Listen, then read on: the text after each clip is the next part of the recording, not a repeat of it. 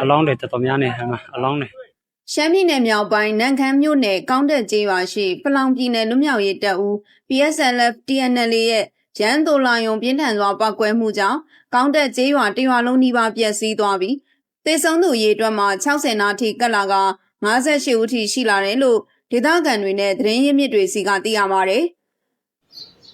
မြို့စများအားလုံးမင်္ဂလာပါ။ကျွန်တော်ကတော့ UHS Update Channel ကအစီအစဉ်တင်ဆက်သူဦးလာရွှေပဲဖြစ်ပါတယ်။ဒီ channel မှာတော့နေ့စဉ်ဘဝအတွက်အသုံးဝင်တဲ့အထွေထွေဘူးသုတတွေစိတ်ဝင်စားဖွယ်တဲ့အကြောင်းအရာတွေတခါတလေတော့လည်းရေစရာဟာတာအကြောင်းအရာလေးတွေကိုပါမျှဝေပေးနေပါတယ်။ဒီနေ့မှာတော့အားလုံးစိတ်ဝင်စားမယ့်အကြောင်းအရာတစ်ခုကိုမိတ်ဆွေတို့အတွက်တိတိကျကျရှင်းလင်းပေးသွားမှာဖြစ်ပါတယ်။အဆုံးထိကြည့်ရှုပေးပါနော်။ along 的怎么样呢？along 的。ရှမ်းပြည်နယ်မြောက်ပိုင်းနန့်ခမ်းမြို့နယ်ကောင်းတက်ကျေးရွာရှိဖလောင်ပြည်နယ်လွတ်မြောက်ရေးတပ်ဦး PSLF TNLA ရဲ့ရန်တိုလာယုံပြင်းထန်စွာပောက်ကွဲမှုကြောင့်ကောင်းတက်ကျေးရွာတရွာလုံးနီးပါးပျက်စီးသွားပြီးသေဆုံးသူရေအတွက်မှာ60နာထိကတ်လာက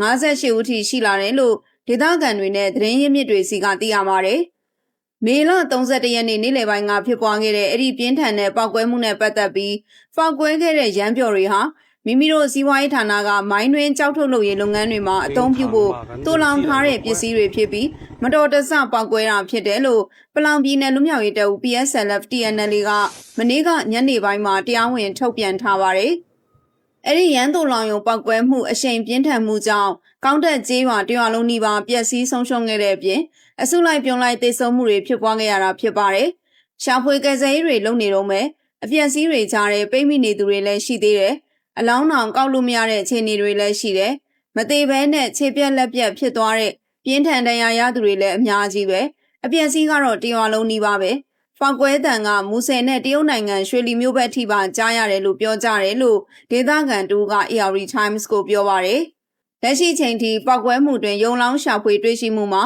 58ဦးထိရှိလာပြီးပြင်းထန်ထိခိုက်ဒဏ်ရာရရှိသူအများအပြားရှိနေတဲ့အတွက်သေဆုံးမှုနှုန်းထပ်မံတိုးလာနိုင်တယ်လို့မြေပြင်ရှာဖွေကယ်ဆယ်ရေးတွေဆက်လက်လှုပ်ဆောင်နေဆဲဖြစ်တာကြောင့်သေဆုံးသူစင်းထပ်တိုးလာနိုင်တယ်လို့ဒေသရင်းသတင်းတွေကဖော်ပြပါရယ်